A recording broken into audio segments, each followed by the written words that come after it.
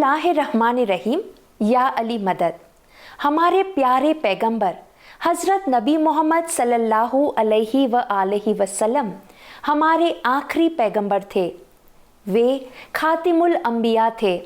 वे मुस्तफ़ा यानी अल्लाह के पसंदीदा और रहमतुल आलमीन यानी सारी कायनात के लिए रहमत का स्रोत थे। पिछले सेशन में हमने रसूलुल्लाह के आदर्श व्यक्तित्व को कुरान पाक और तफसीरकारों के हवाले से जाना कि किस तरह से रसूलुल्लाह के अखलाक और नैतिक दर्जा बहुत ही महान है।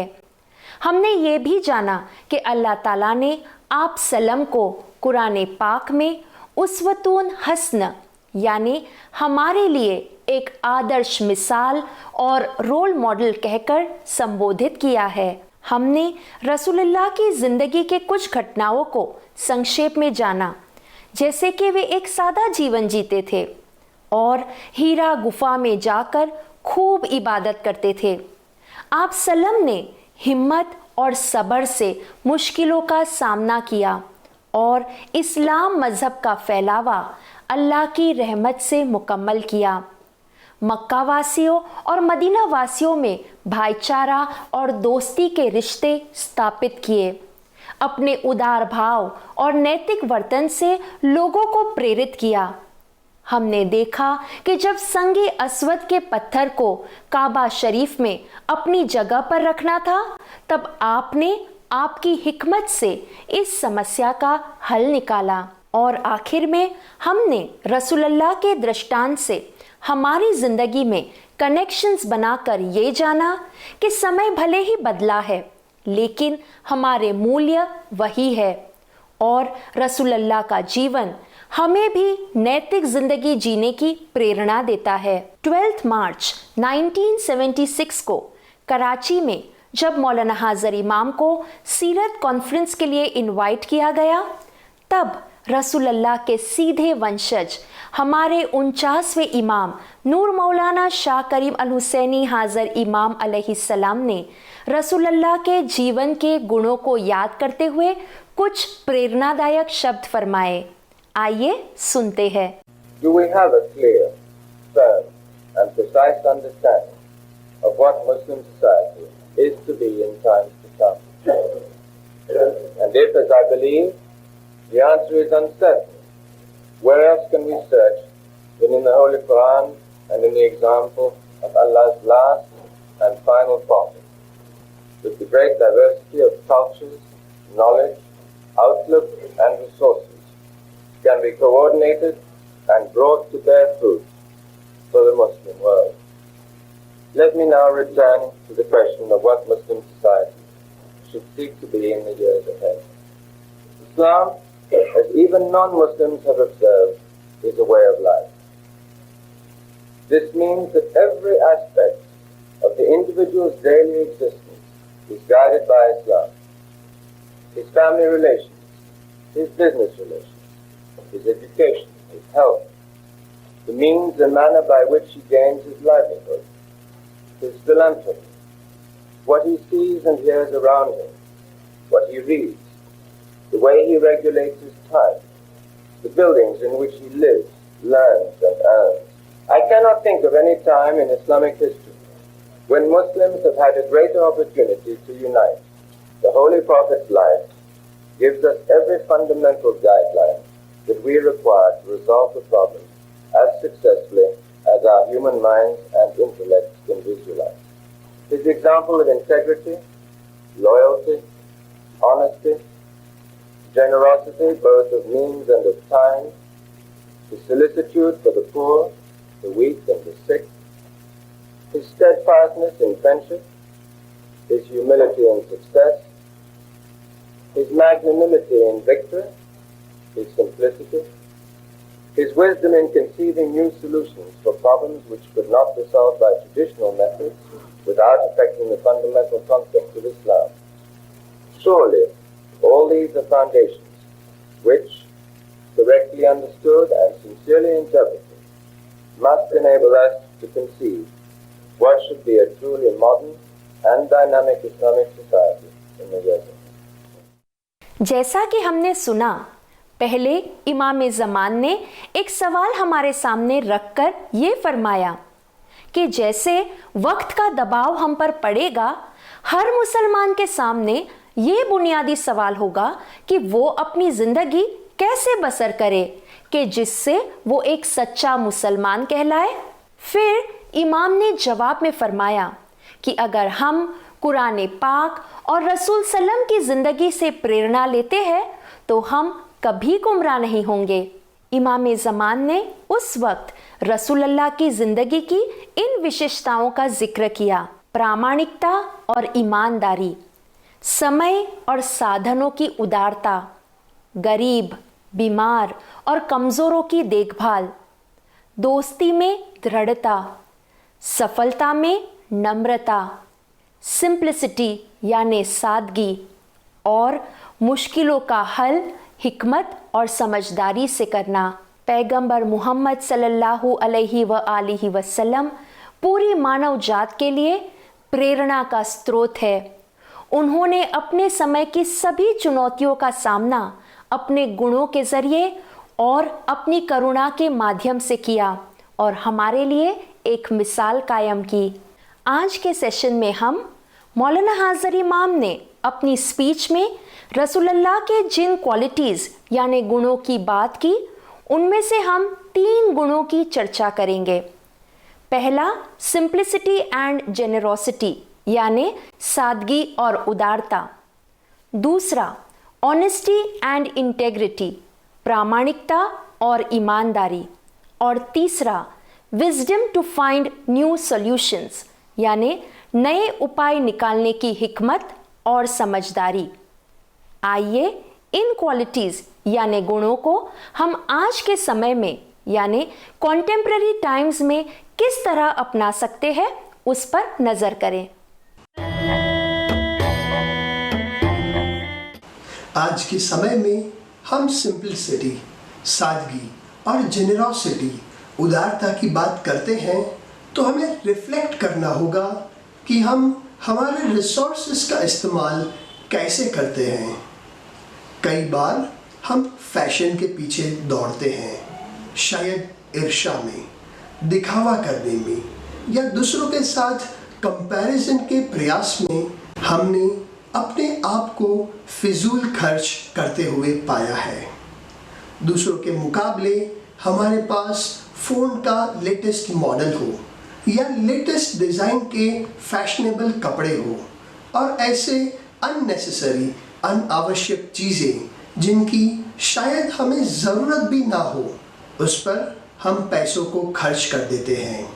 मॉडर्न, एडवांस्ड और प्रोग्रेसिव होना अच्छा है, अच्छी क्वालिटी ऑफ लाइफ जीना अच्छी बात है, लेकिन ये भी ध्यान रखना भी ज़रूरी है कि हम कहाँ और किस चीज़ पर खर्च कर रहे हैं। दुनियावी चीज़ों के पीछे भागदौड़ करते वक्त हमें जीवन की ज़रूरतों और हमारे इच्छाओं के बीच के तफावत को समझना है। शायद इस पैंडेमिक ने हमें हमारी नीड्स एंड वांट्स, ज़रूरतों में और इच्छाओं के बीच चुनाव करना सिखा दिया है। सही चॉइसेस करना, सुलझे हुए डिसीजंस, फैसले लेना कितना ज़रूरी है, उसका एहसास अब हमें हो रहा है जब हम इस बात पर रिफ्लेक्ट कर रहे हैं कि हमारा प्लैनेट पृथ्वी ह्यूमन कंजप्शन यानी मानव उपभोक्ता में किस कदर दबते ही जा रहा है और इंसानों की बढ़ती लालच की वजह से उसे कितना नुकसान भी हो रहा है। अब जब हम सिंप्लिसिटी के इस ख्याल पर गौर कर रहे हैं तो शायद जब हम हमारे ज़िंदगी के महत्वपूर्ण ओकेजन्स जैसे बर्थडेज, वेडिंग्स, सोशल पार्टीज़ और गैदरिंग्स को आज के समय में हम कैसे सादगी से टेक्नोलॉजिकल प्लेटफॉर्म के द्वारा मना सकते हैं, उसे भी जाना है। उसी खुशी और जज्बे के साथ बिना ज़्यादा खर्च किए हम इन्हें मना सकते हैं, ये भी हमने विटनेस किया है। सही चॉइसेस करते हुए प्रूडेंस को हम कैसे अपनी लाइफस्टाइल में अपना सकते हैं, ये हमारी नई सोच का हिस्सा है। दूसरी ओर सादगी, सिंप्लिसिटी हमें कंटेंटमेंट, संतुष्ट होकर जीवन जीने के लिए प्रेरित करती है। कहते हैं सादा जीवन अधिक स्पष्टता, आंतरिक शांति और सार्थक संबंधों को जन्म देता है। एक सादा जीवन हमें सही अर्थ खोजने के लिए और आध्यात्मिक जीवन के सफर में आगे बढ़ने में मदद करता है।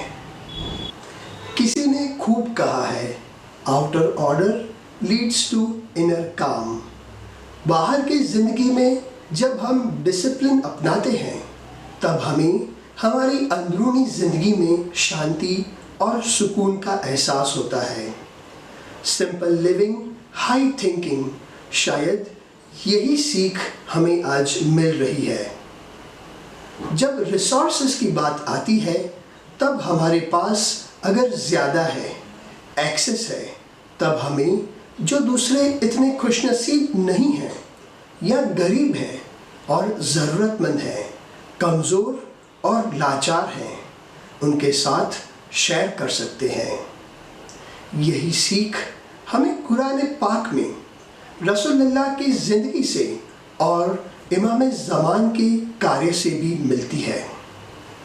जब हम हमारी ज़रूरतों को सीमित रखते हैं, संतुष्ट भाव से दूसरों में बांटते हैं, तब हम खुद अपने अंदर एक अनोखी खुशी का भी एहसास करते हैं।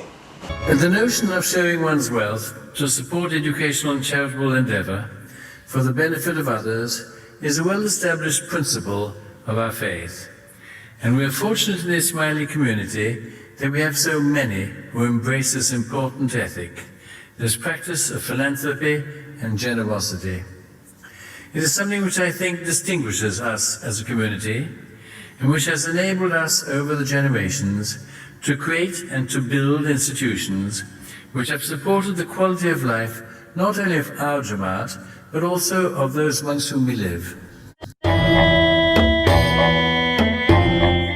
सच्चाई, प्रामाणिकता और ईमानदारी का अर्थ अगर हम देखें तो अपने मजहब के मूल्यों के मुताबिक जीवन बिताना, एक विश्वसनीय और ऑथेंटिक यानी सच्ची जिंदगी जीने का प्रयास करना है। जब हम हमारे समाज में दूसरों से व्यवहार करते हैं, तब सच्चाई के साथ जेन्युइन तौर पर सच्चाई और ईमानदारी भरा बिहेवियर हमारे जीवन का हिस्सा हो, ये आज के समय में भी बहुत जरूरी है। मौलाना हाज़र इमाम ने अपने हार्वर्ड यूनिवर्सिटी के स्पीच में मुस्कुराते हुए अपने उसी यूनिवर्सिटी के दिनों को याद करते हुए जो शब्द जोडीडी लेक्चर में फरमाए उसे सुनते हैं और इस बात को समझने का प्रयास करते हैं। Incidentally, I must have been the only Harvard undergraduate to have 2 secretaries and a personal assistant working with me. And I have always been very proud of the fact that I never sent any of them to take notes for me at my class. इमाम ज़मान ने फरमाया कि जब वे इमामत की मसनद पर विराजमान हुए, तब उन्होंने 1.5 साल का ब्रेक लिया। फिर जब वे वापस पढ़ने गए, उनके साथ 2 सेक्रेटरीज और एक पर्सनल असिस्टेंट थे। इमाम फरमाते हैं कि कभी भी उन्होंने नोट्स लेने के लिए उनके स्टाफ को क्लास में नहीं भेजा। मौलाना हाज़र इमाम की ये बात हमारे लिए एक संकेत है कि इमाम ने अपनी पढ़ाई पूरी इंटेग्रिटी और ईमानदारी से मुकम्मल की। मौला का ये एग्जाम्पल आज की पीढ़ी के बच्चों और युवाओं को प्रेरणा दे रहा है कि हमारी एजुकेशन ईयर्स में हम सच्चाई और निष्ठा से अपनी पढ़ाई पूरी करें। अब जब ऑनलाइन प्लेटफॉर्म्स ज्यादा यूज हो रहे हैं, टेक्नोलॉजी का इस्तेमाल हो रहा है, तब हमारे एग्जाम्स, मीटिंग्स और रिसर्च के दौरान जरूरी है कि हम अपनी ऑनेस्टी, ईमानदारी और इंटेग्रिटी को कायम रखें। आजकल सोशल मीडिया का जमाना है।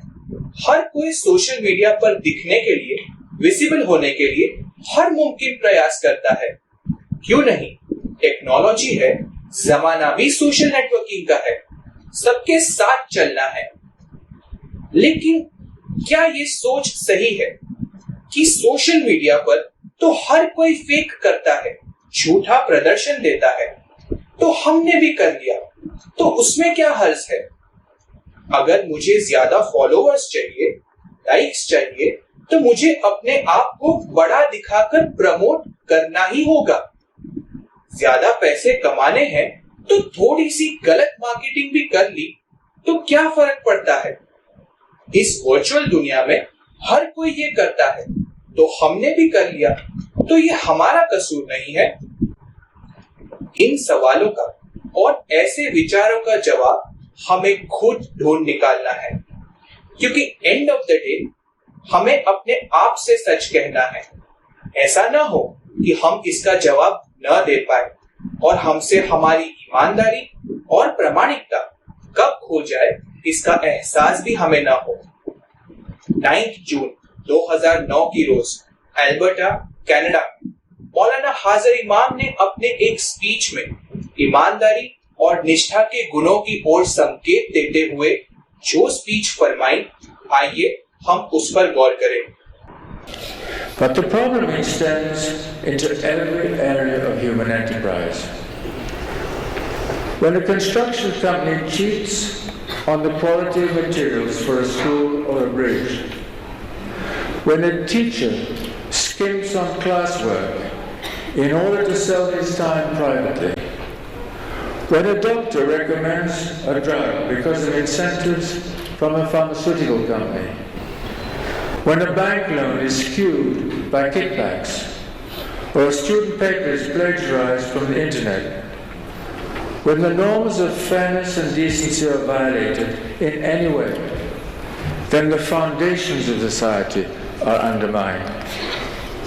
And the damage is felt most immediately in the most vulnerable societies where fraud is often neither reported nor corrected, but simply accepted as an inevitable condition of life.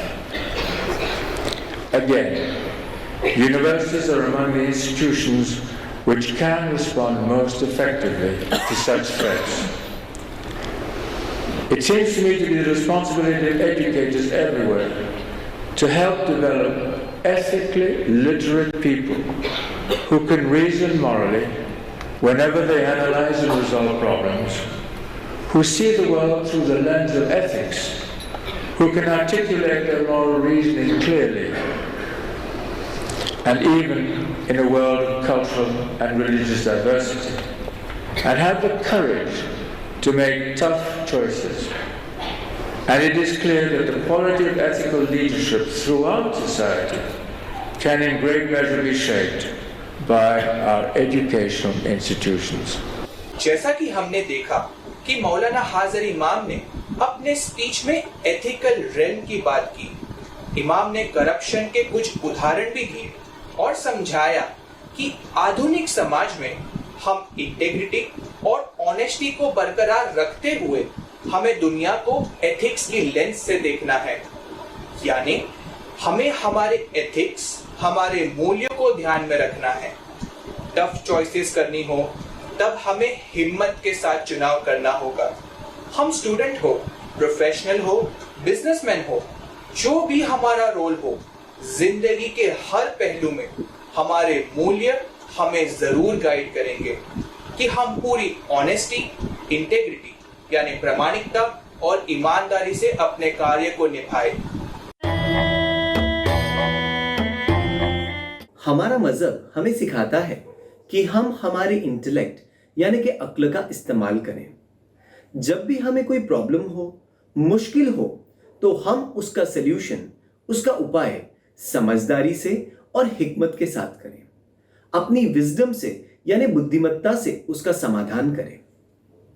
आज education, business, sports, health सभी क्षेत्रों ने नए बदलाव अपनाए हैं। सभी ने समय के मुताबिक नए सॉल्यूशंस ढूंढ निकाले हैं। हमारी संस्थाओं ने भी इसे डेमोन्स्ट्रेट किया है। हमारे जमात खाने जब टेम्परेरीली बंद हो गए, हमारे इंस्टीट्यूशंस भी हमारे लिए ऑनलाइन प्रोग्राम्स लेकर आए। क्या हमने कभी सोचा था कि इमाम ज़मान के संदेश, उनके मैसेजेस हमें ऑनलाइन, वो भी पूरी ग्लोबल जमात को एक साथ मिलेंगे? क्या हमने सोचा था कि हम सब वन जमात होकर अपने त्योहारों को टेक्नोलॉजी के माध्यम से मनाएंगे? इमाम ज़मान की रहमत और गाइडेंस के जरिए हमारे इंस्टीट्यूशंस ने ये हमारे लिए मुमकिन किया। समय के साथ ये नए उपाय हमारे सामने आए। आगा खान यूनिवर्सिटी के प्रेसिडेंट फिरोज रसूल ने हाल ही में अपने एक इंटरव्यू में इस पेंडेमिक के दौरान लीडर के तौर पर उनका जो एक्सपीरियंस है, अनुभव है, उसे शेयर किया। आइए इस वीडियो में देखते हैं।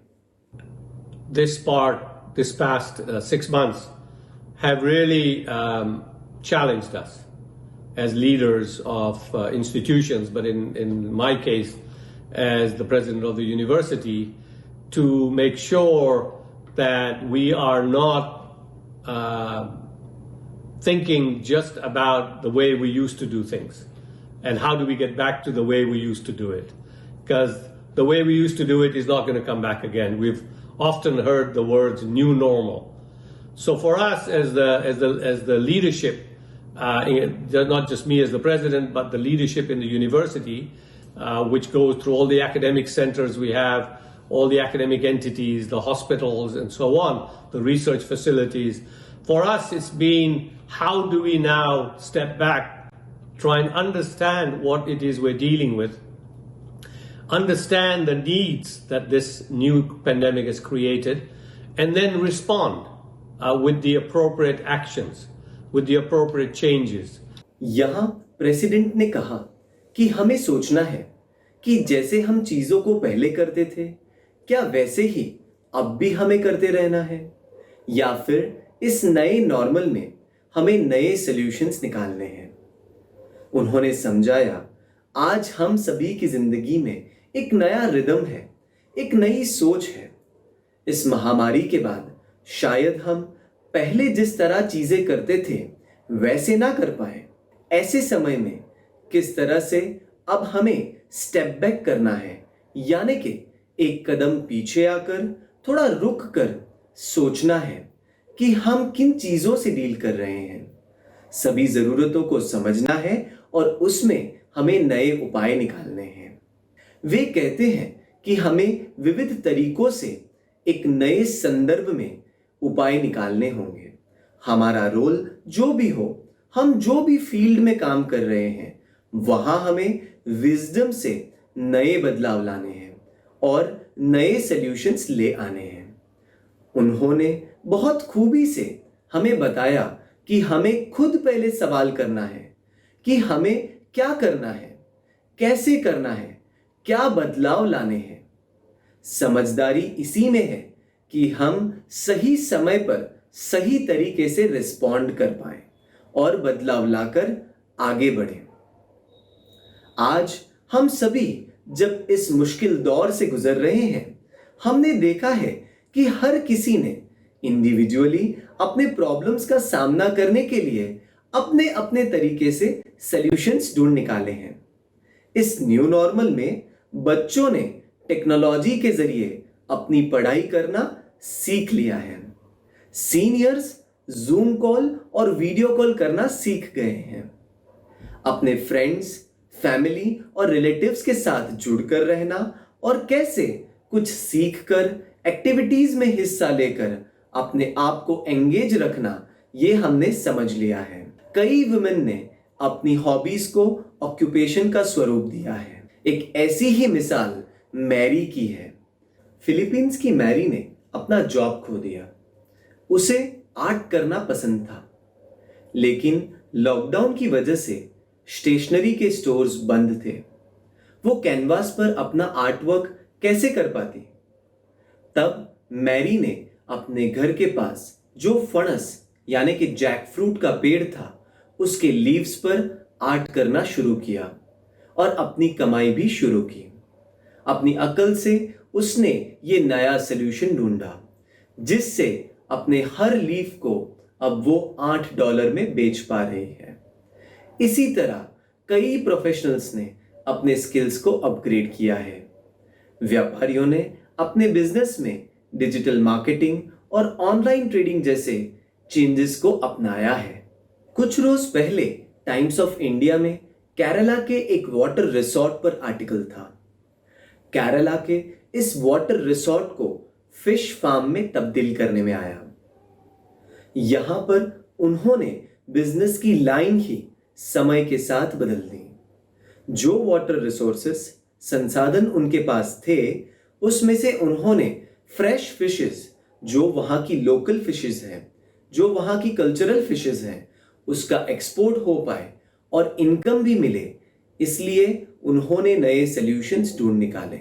दुनिया में सभी एक साथ प्रॉब्लम्स को फेस कर रहे हैं, पर सिर्फ कंप्लेन करना या हाथ पर हाथ रखकर सिचुएशन नॉर्मल होने का इंतजार करने की बजाय ये जरूरी है कि हम अपनी विजडम से यानी कि होशियारी से प्रॉब्लम्स के सॉल्यूशंस ढूंढ निकालें और समय के साथ हिम्मत से और हिकमत से आगे बढ़े।